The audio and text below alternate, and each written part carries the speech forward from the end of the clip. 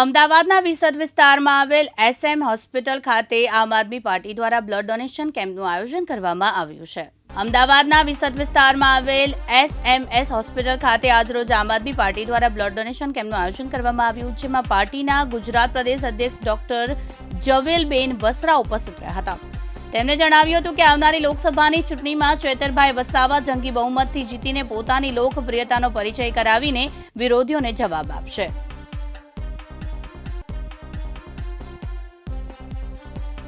હોસ્પિટલમાં આજે આમ આદમી પાર્ટીના સૌજન્યથી બ્લડ ડોનેશનનું આયોજન કરવામાં આવ્યું છે। આપણી સાથે આમ આદમી પાર્ટીના પ્રદેશ કાર્યકારી પ્રદેશ અધ્યક્ષ ડૉક્ટર જવેલબેન વસરા હાજર છે। આપણે જાણીએ આપનો આયોજનનો હેતુ શું છે। મેડમ, આજનું આજે તમારું આયોજનનો તો હેતુ શું છે? આમ આદમી પાર્ટીનો આજનો જે હેતુ છે બ્લડ ડોનેશન કરવાનો, એ અમારી કેર કમિટી છે, હોસ્પિટલ કેર કમિટી, એમના દ્વારા એક નાનકડું સરસ મજાનું આયોજન કરવામાં આવ્યું છે। એનો હેતુ એક માત્ર છે કે અત્યારે તમે હોસ્પિટલો જે છે, સરકારી હોસ્પિટલ હોય કે સેમી સરકારી હોસ્પિટલો હોય છે, ત્યાં લોકો આવે છે જ્યારે એને બ્લડની જરૂર પડે છે ત્યારે બહુ હાલાકી ભોગવે છે। એટલે અમારી કેર કમિટીએ એવું નક્કી કર્યું છે કે આપણે અહીંયા બ્લડ ડોનેશન કેમ્પ રાખીએ અને જે કંઈ બ્લડ હોય ત્યારે એ ટાઈમમાં જે લોકો હાલાકી ભોગવતા હોય એના માટે બ્લડની વ્યવસ્થા કરીએ। અત્યાર સુધીમાં કેટલા લોકો આવેલા? અત્યાર સુધીમાં 4 લોકોએ બ્લડ આપી દીધું છે અને હજી પણ ઘસારો છે, કાર્ય કરવાનો છે। કેટલી ગણતરી કેટલા લોકોની જ આવે? કારણ કે મને કોઈ ભાઈએ એવું કીધું 50 જણ તો આવશે જ। હા, 50 જણ તો આવશે, 50થી પણ વધી જાય, કારણ કે કાર્યકરો આવે છે। સમય તો એ 9 વાગ્યાનો હતો, પણ હવે આપણે સમજીએ છીએ કે સમયના શિયાળો છે એટલે લોકો થોડા મોડા પણ આવશે। આમ આદમી પાર્ટી દ્વારા ગુજરાતમાં પ્રથમ વખત બની રહ્યું છે કે બ્લડ ડોનેશનનું આયોજન કરવામાં આવ્યું। શું અને લોકસભાની ચૂંટણી સાથે જોડી શકાય? ના, આ તો એક મહાયજ્ઞ છે ને આ સેવા છે, એટલે સેવાને આપણે ચૂંટણીને ક્યારે ના જોડી શકીએ। પણ આજે છે પહેલી વખત એટલે પણ કરવામાં આવે છે કે અમારી એક વિંગો છે, અમારી વિંગો છે ને 26 વિંગો છે ને 26માંની આ પહેલી વિંગ છે। અમે પહેલી વિંગ આ વખતે બનાવી છે હોસ્પિટલ કેર કમિટી, એટલે એનો આ પ્રયાસ છે।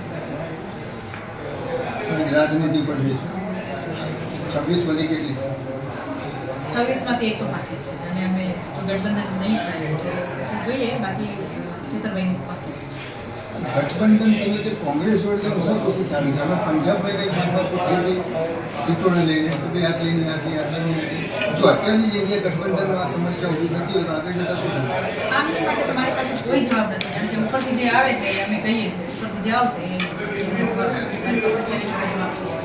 એ દિવસ સાહેબને ઈડીવાળા રોજ બોલાવે છે, જતા નથી। સાચા છે એટલે ખોટા હોત તો જવું પડે, સાચા છે એટલે નથી। બીજેપી એવું કહે સાચા છો તો ડરો શા માટે? ડરાઈએ છીએ ક્યાં? અને જવાબ એ લોકો ડરે છે। અમે તો અમારી શક્તિ બતાવીએ છીએ કે તમારે દેવાનું હોય તો અમને ખેંચી લીધો, એટલે અમે અમારી શક્તિ બતાવીએ છીએ। તમને શું લાગે છે 26માંથી એક સીટ તો ફાઇનલ આવશે ચેતર વસાવાની? બિલકુલ, અમારી આખું ગુજરાત લાગી જશે ચેતરભાઈની છે। એ હમણાં તમે જોયું 7 તારીખે જે સભા હતી એમાં દેખાઈ ગયું છે ભાજપને।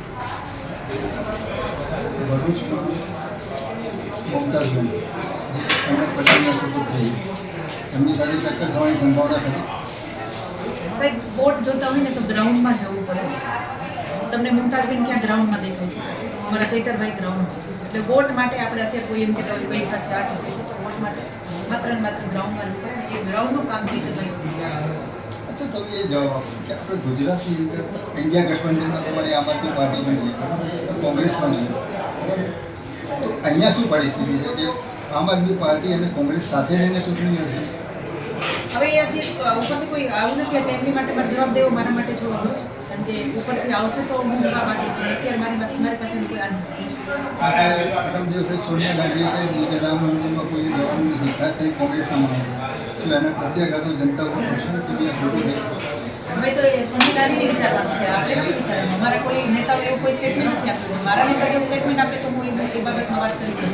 એ જે સ્ટેટમેન્ટ છે સોનિયા ગાંધી કોંગ્રેસના છે, હું આમ આદમી પાર્ટી। લોકસભાની ચૂંટણીમાં આમ આદમી પાર્ટીની તૈયારીઓ કેવી છે અને શું શું રણનીતિ હશે? લોકસભાની અંદર તો અમારું જે ટાર્ગેટ જે એમ લોકોએ સેટ કર્યું છે એમની ઉપર અમે લોકો કામ ઉતરી ગયા છે।